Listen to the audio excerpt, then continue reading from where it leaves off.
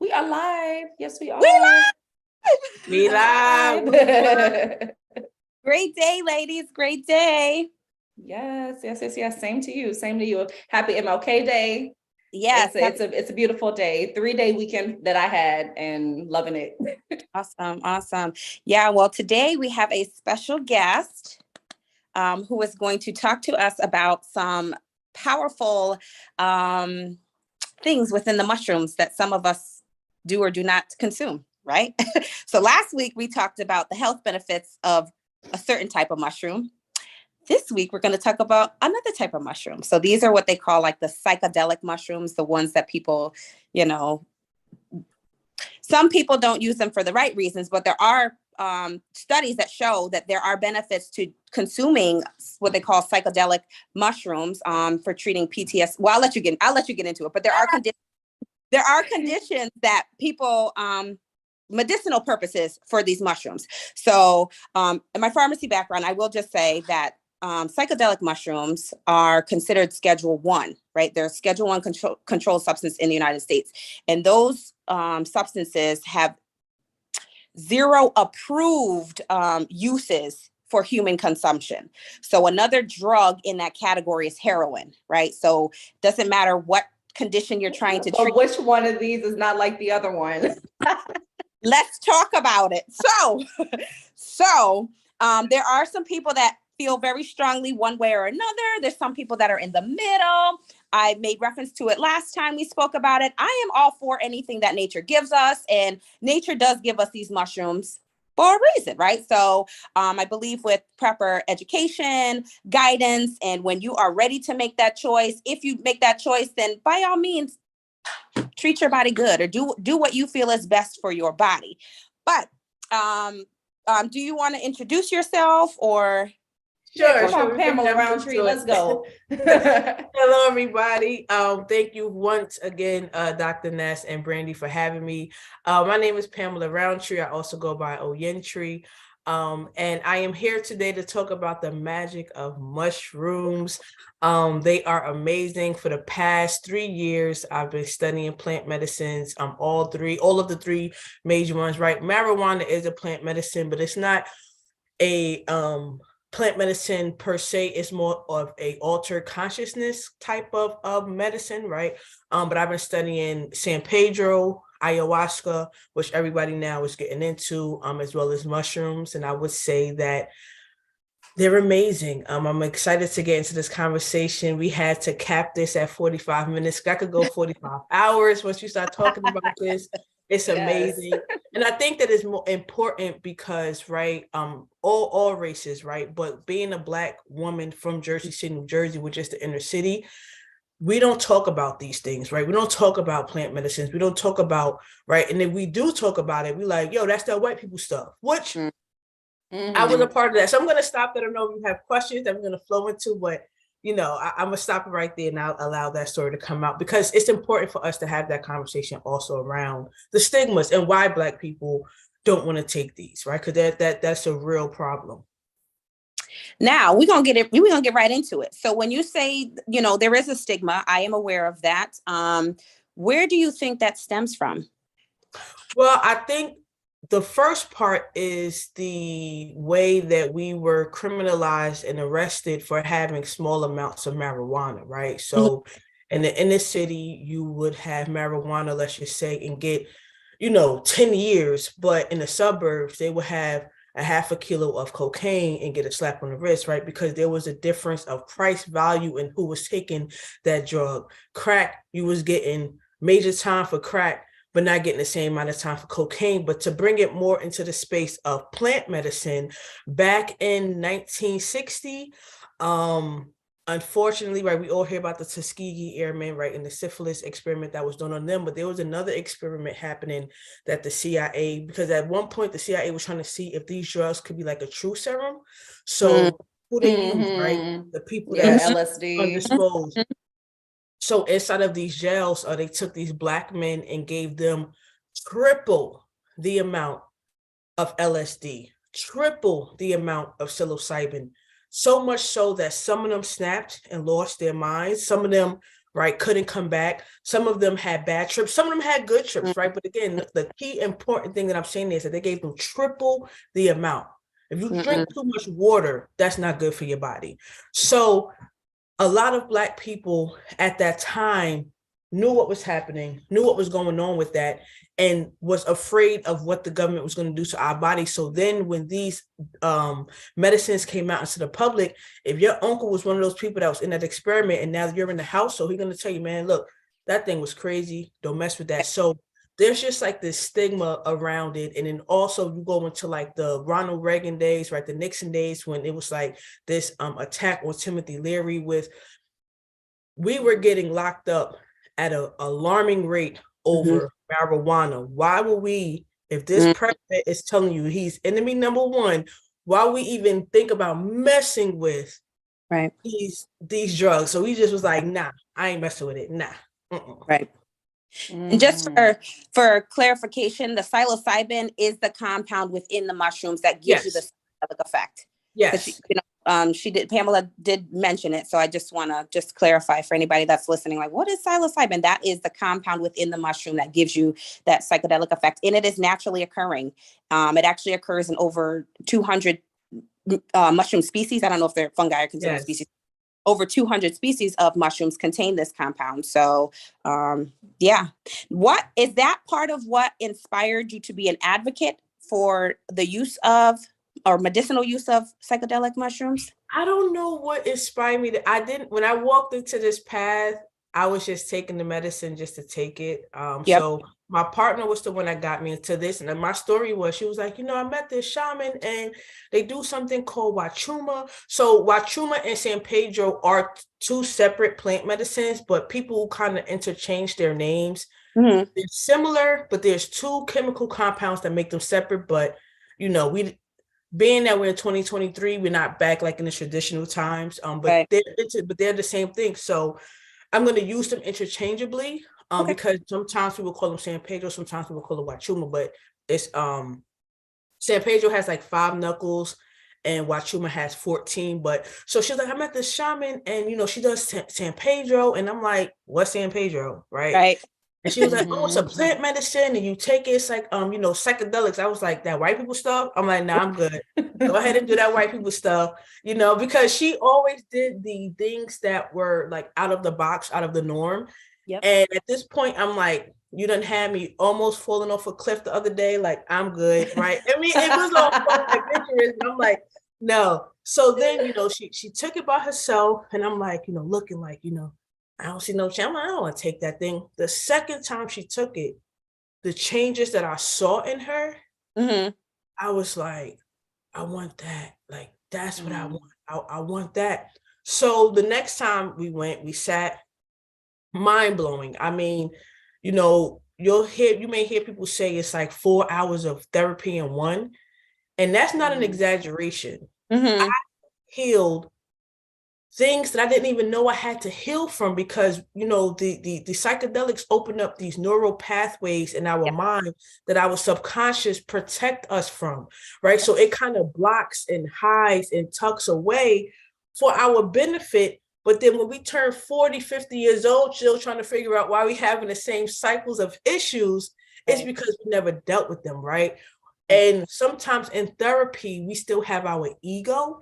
So we're not really going to tell the therapist, well, my mom is mad at me because I never do anything she asked me to, right? She asked me to pick up from the store. I say, ego won't allow us to do that. It's going to be like, well, me and my mom don't get along because she doesn't understand. It's like, what's really at the core? So psychedelics put you no ego, right? So what made me an advocate for it was sitting in these circles. Yep. And there was a lot of white people in these circles. There were some Blacks, right? And some brown people. But it was like a lot of white people. And I'm like,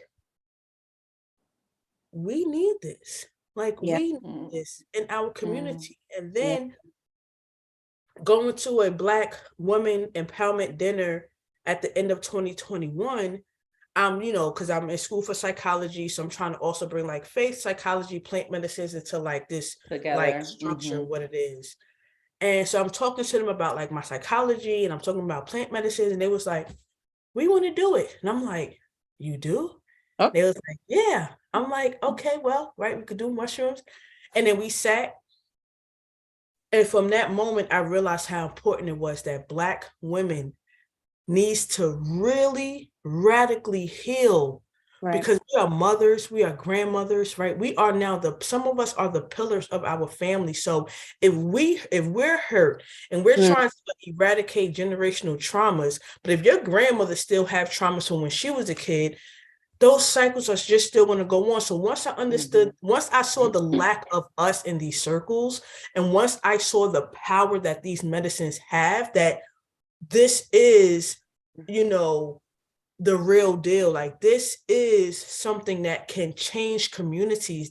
Forget the communities. This could change the person, which can help change their family, which has no choice but to change the community around them. So once I saw how powerful these things were, I'm like, okay, I have to, be a person that's in the front line and helping people get access as much as possible. Because the other part of this is that now with, maps coming out, and it's beautiful. I love all of the work that's being done with the psychedelic assisted therapy, the MDMA trials, but the MDMA, ketamine. So there's empathogens, which is like the natural occurring medicine, like the plant medicines. And then there's also, those are ethogens, right? The natural, and then there's empathogens, which are like synthetic. I don't really advocate for like the synthetic medicines. Yeah, I yeah, think that's right. taken away, right, from the intention that God had for them. But either way, all of these, psychedelic assisted therapies, MDMA, all of that is beautiful, is great. Ketamine is beautiful. I never had it again because that's more so of a pathogen, right? MDMA is more so an pathogen, but those trials for a person cost $14,000, $15,000, $16,000. MDMA, right? To get a treatment, an MDMA treatment, that costs $7,000, $8,000. The average person don't have that. So once again, who is it accessible to? Right. Not me in Jersey, New Jersey, trying to, not us. Unless you have $20,000 saved up living. But so again, I wanted to make sure that I made it accessible for us. I had to. Right. What do you think has been one of the biggest misconceptions with the use of the psychedelic mushrooms? That you get a bad trip, right? That's the biggest misconception. Right. So what I've learned is that whatever you're feeling on the inside, once you take this medicine, it comes out. So if you sit down with this medicine scared, fearful, there's a higher probability that, and especially if you take it by yourself, there's a higher probability that you are going to have a fearful and scared experience. That's why I always recommend somebody do it with somebody who's a guide, who's experienced, or do it with like an actual, like a medicine person, because you never know what's going to happen on the inside. So it's all about the set and the setting. So the number one misconception is a bad trip. And a bad trip, this is a little deeper, so I don't want to say this real surfacey, but you are the cause of your own bad trip. Sometimes that's rough. Yeah, that's a hard pill to swallow for people, right? Like, you're the cause of it, of your good trip or your bad trip, right? Is what you're saying. That's insightful. Yeah. Yeah. And then, and so, and you're also the cause, right? Like you said, of your good trip. So setting is important in the other. And then sometimes, right, you also should know where the medicine is coming from, right? Yeah. Because, right, who did the medicine, right? That's important too, because you can get, right, a batch that's wrong, or like somebody manipulated with it, or right, they intentionally, right, they manipulated it. So another misconception is that so after, right, Timothy Leary and they did this whole, right, tune in, drop out thing, and then they went on to say, right, Timothy Leary was the #1 dangerous man in America. The government started to put out these videos of people having bad trips and pretty much saying that person is never going to be the same. They're not coming back, right? And so that's another misconception. So like, I grew up, and I didn't grow up in that war on drugs, but my sister did, and my mom. So it was ingrained right in me, like, this is your brain, and they crack an egg. This is your brain. That was on all of the commercials. Wait, am I the only one like old enough to know that? Yeah, This is your brain on drugs. Yeah, with the egg, that. Or like, the DARE movement, DARE, right? Like it was it was like a lot of fear based around it, and so when they started to put these commercials out about, oh, this person had a bad trip, they're never coming back. But there's so many levels to that. Like if you're a person that's taking medication, right? If you're taking medication, what type of medication are you taking? Because that will determine, one, if you actually can take this medicine, right. But two, how long you should stop taking the medicine before you take the plant medicine, right? Yes.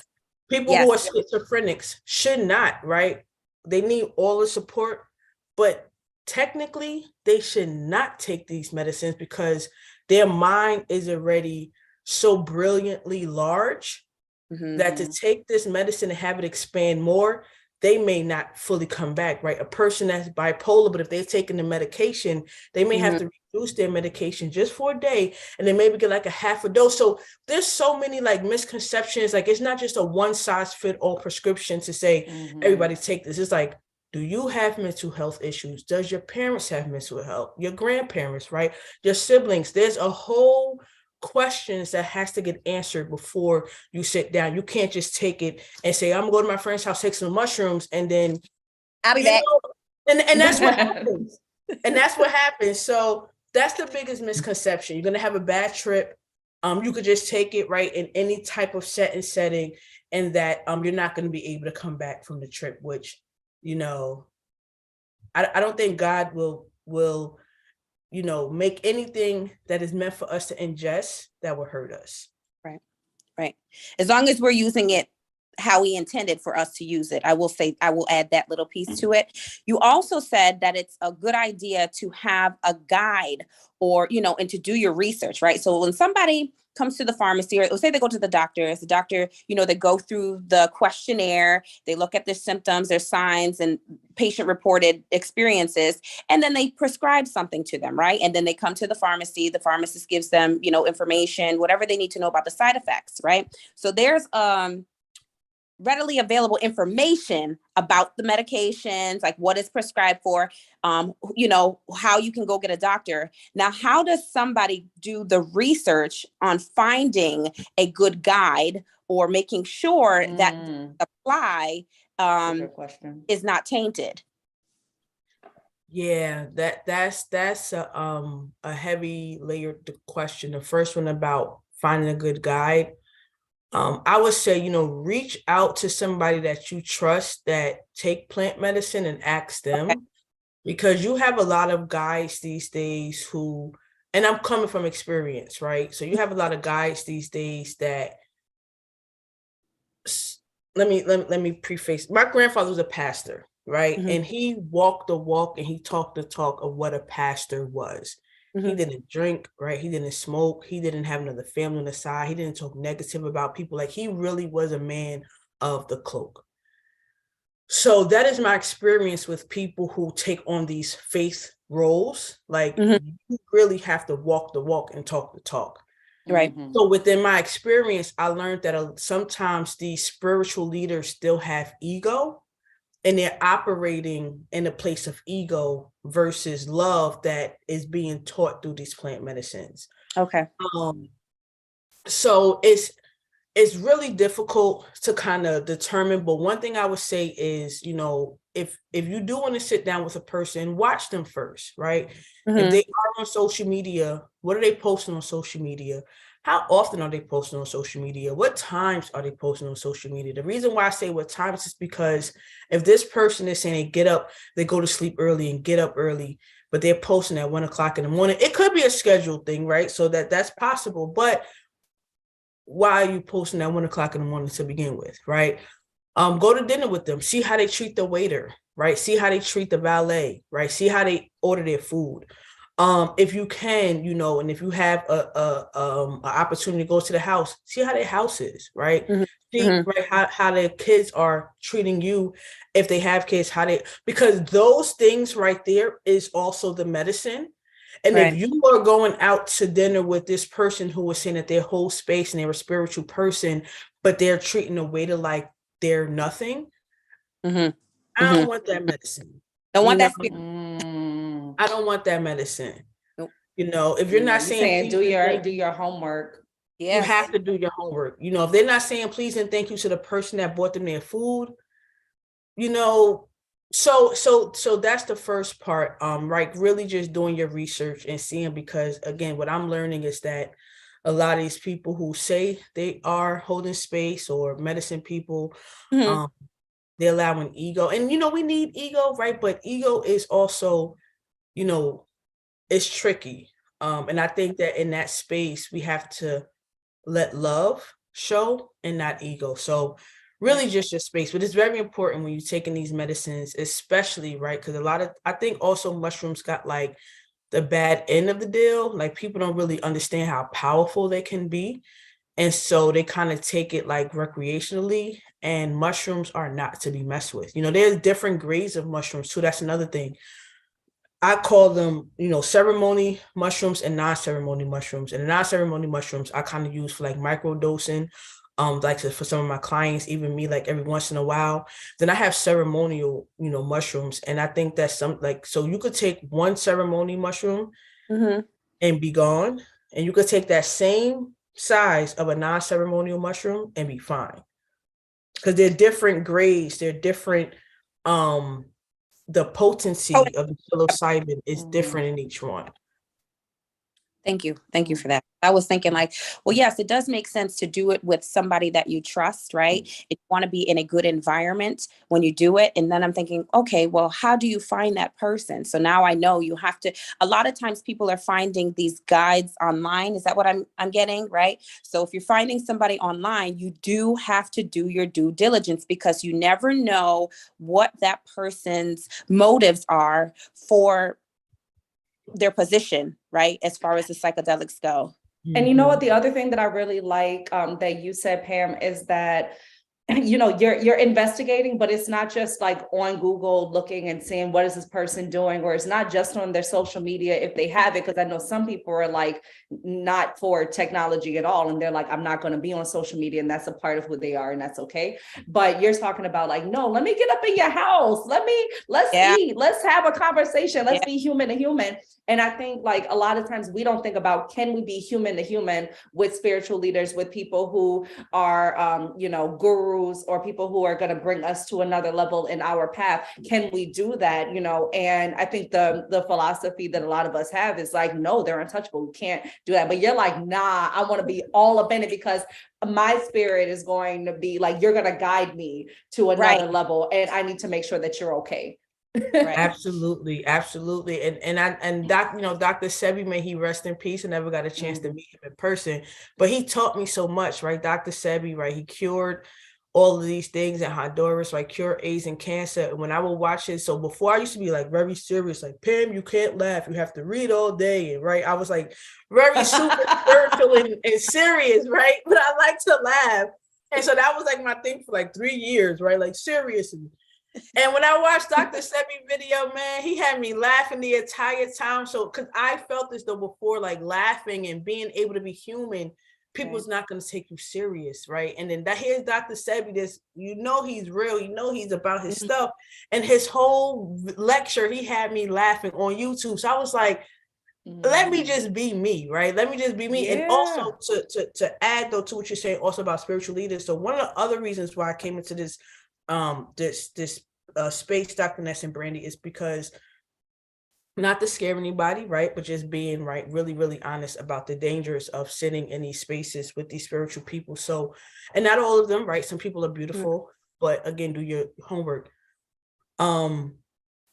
Once you're under the influence of the plant medicines, and this is one thing I tell women like repeatedly, once you're under the influence of plant medicines, the person that's guiding you, they understand how acceptable you are, or receptible, I should say, you are to demands, to conversations, to Yep. instructions, right? Yep. Because there's also a trusting there. Mm-hmm. And there has been many reports of women, especially Black women, right? Because not a lot of support, being spiritually raped, right? With these spiritual leaders, being touched in a way that's not a safe space, kind of getting asked questions in a way that's kind of sexual, right?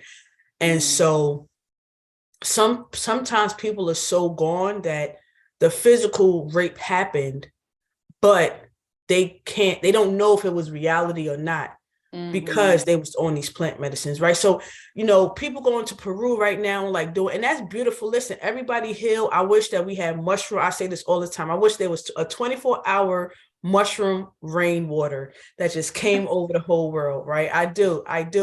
So it's beautiful. People going to Peru and, doing ayahuasca. That's nice. But remember, Peru, right, is poverty. So they see you coming in America. They could tell you from America. They like, so just be careful, just be careful and do your due diligence, because spiritual rape, physical rape, being touched, being molested, being forced, right? That is a real thing also in these spaces. So that was another reason why I came into this space, because, right, that could have been my experience, right? Luckily, it wasn't because I'm protected, but that could have been my experience, right? And so you just have to know what to look out for, and it's real. It's real. Yeah. As much as it's beautiful and light, there's duality to everything. Right. Yeah. There's people. Well, I think it's so nice to know that you're also creating, like, you're a part of creating these spaces for Black women and women of color. And I think that we should definitely get however people can contact you or whatever, we should get that, because we want to be able to advocate for what you're doing as well in the space, and knowing that, you've got creeps out here posing, imposing, and acting like there's something that they're not. And we're like, okay, well, we can vouch for you. Like, listen, yes. Yes. No, I'm all with it. I will send you my information over, because, we have to make sure we can share that with people in our community. Yes. Yep. Yes.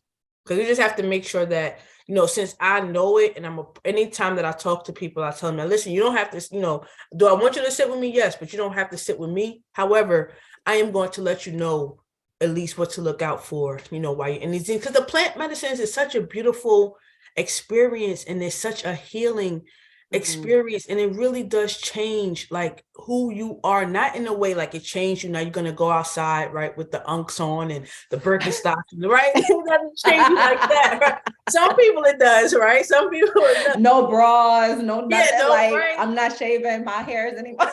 And some people, right? Some people it changed that way, but for the majority, it really helps you understand that we're just all in this one unified consciousness. Like, there's no separation. And so when anybody disrespects the medicine, or anybody disrespects the medicine, period, in any way, it really hurts me, because it's like, they just out here trying to help us heal, and here you are going to use your power or influence. I think there's a special place in hell for people like that. I do. Yeah, I hear you. I have questions. Okay, so when you are experiencing one of these experiences with a mushroom, right? First of all, what is the quantity? Like, how are you getting it? How are you consuming it? Right? That's one question. How much of it are you consuming? And how long does this experience last? Yes. So I get my mushrooms from one of my friends. He has a lab in his house, sterile, right? He do the whole thing from start to finish. So that's how I get the mushrooms. So I know where they're coming from. They're organic, and it's funny, I always say this. They're organic because the manure that he uses is from the animals that only eat vegetables, right? They're not a carnivore. So I find that to be funny. But he's growing the mushrooms in his home, or in some place. He has a lab. Okay.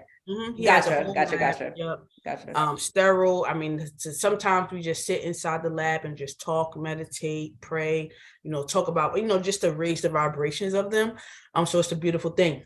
The quantity all depends on the person, right? So before I sit with a person, I do like a whole questionnaire to make sure, right, that they're all good. And so the quantity really depends on the person. I usually start off with about 2 grams. Which is like considered like a low to moderate dose. When I do private ceremonies, and again, depending on who it is, I give the more macro dose, which is about 5 grams. I have yet to do 10 grams. I don't think I have a need to do 10 grams because I kind of live always in a 5-gram world anyway, even like right now without them. So it all depends, right, on who it is. And then the duration, depending on how much you took, but it lasts anywhere between 3 to 6 hours. It peaks for about an hour and a half. So it kind of peaks for about an hour and a half. And then you kind of do like a slow roller coaster up. Yep.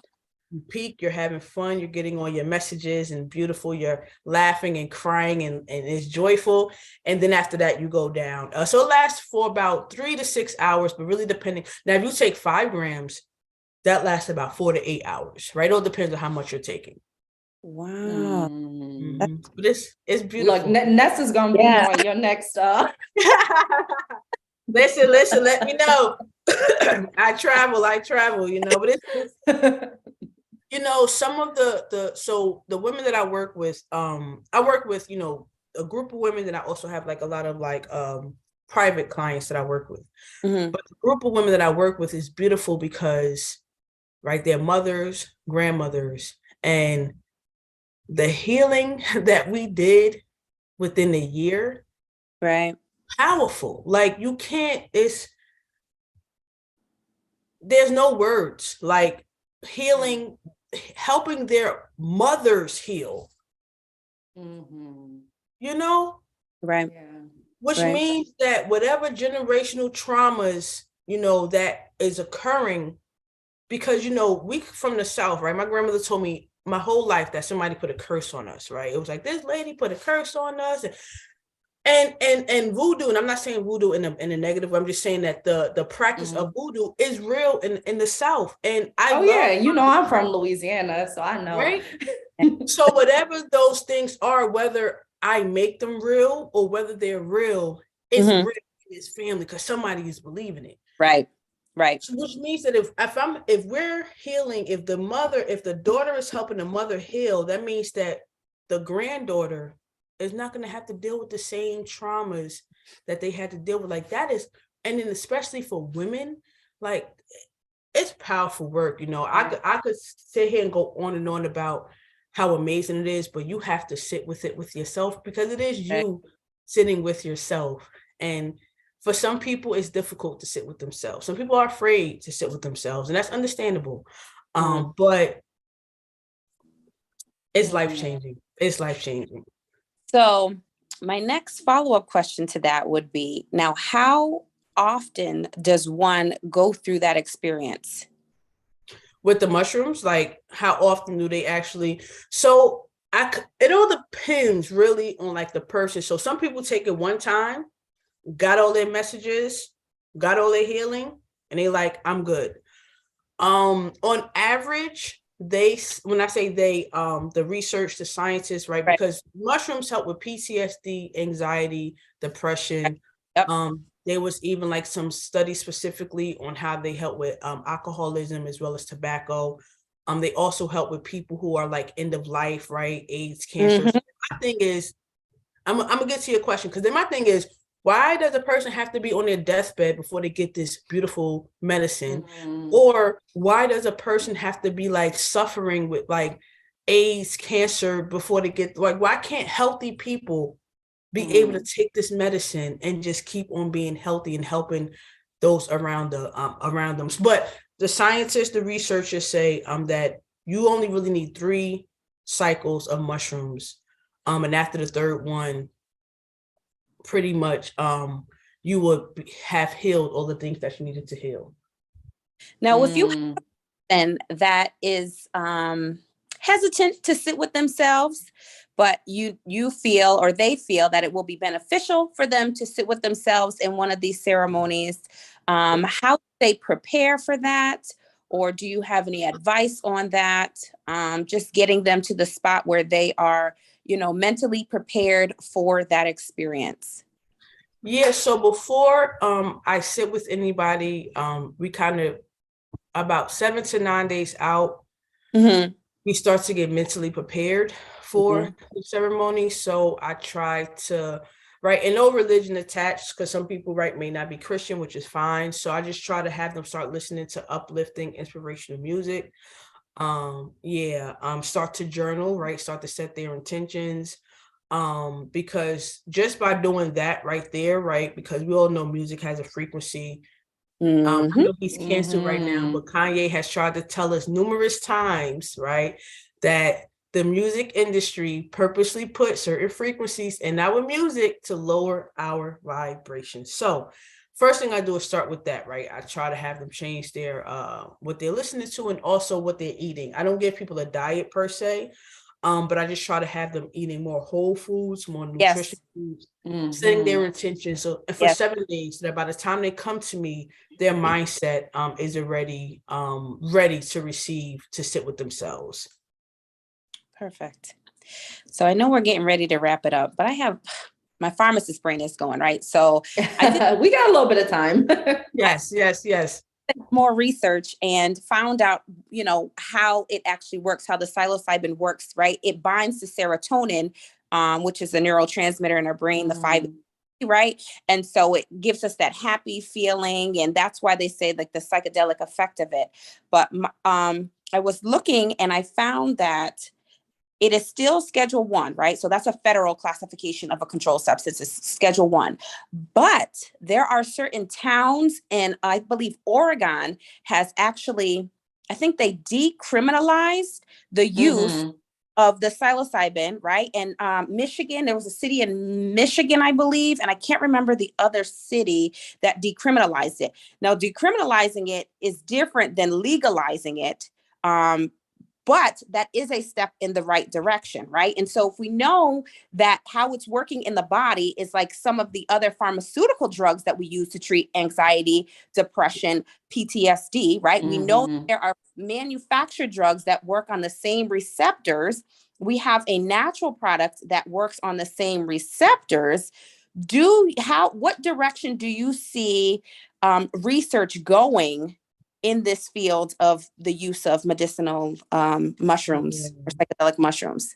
Or like what direction do you see that it's evolving? Because I mean, I have access to a lot of journals, right, from my profession. And so there was one in the psychopharmacology journal that studied, I think it was maybe less than 50 patients that they gave the psilocybin to.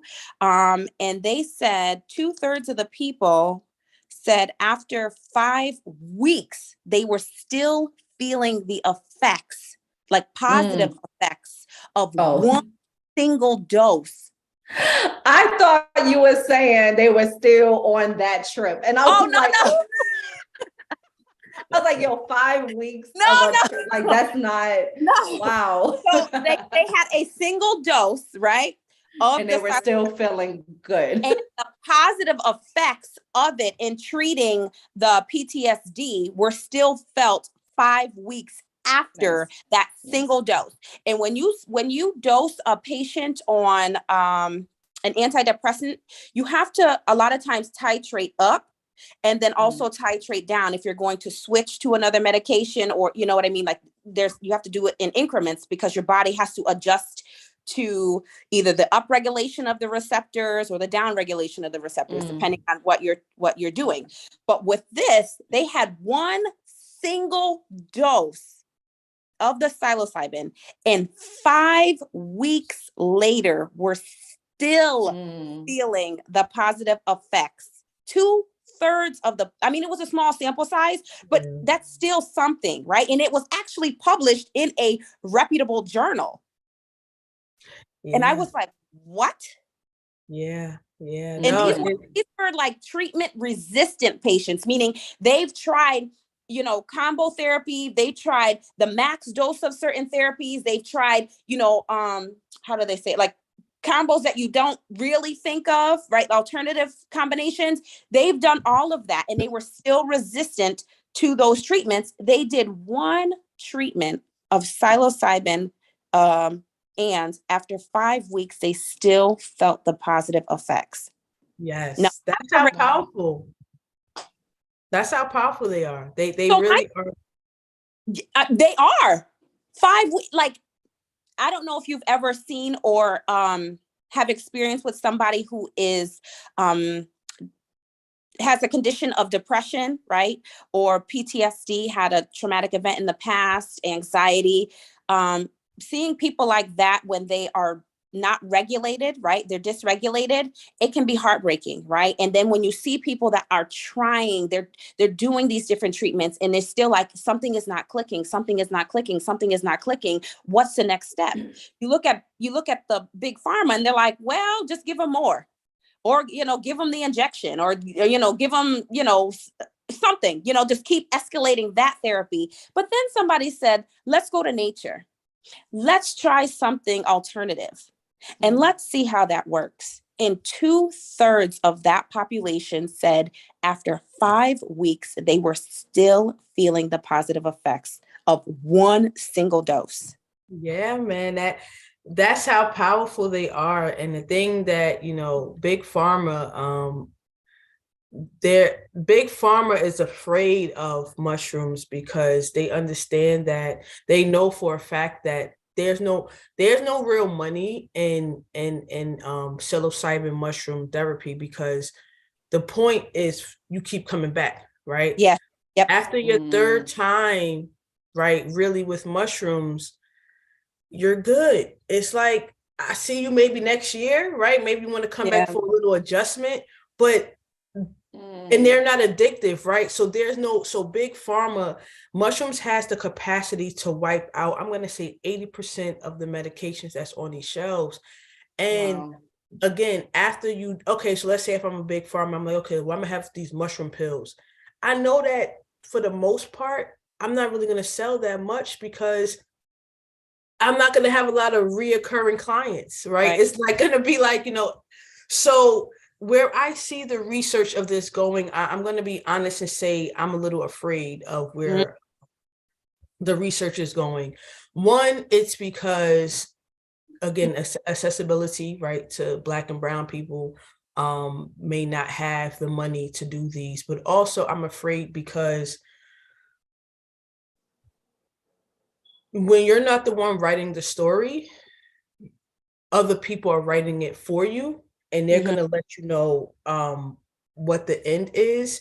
So what I'm afraid most about this research is like, so shout out to Jamila George. She's in Connecticut, and she is, right, Black woman, also right in the psychedelic space, doing the research. She's a scientist.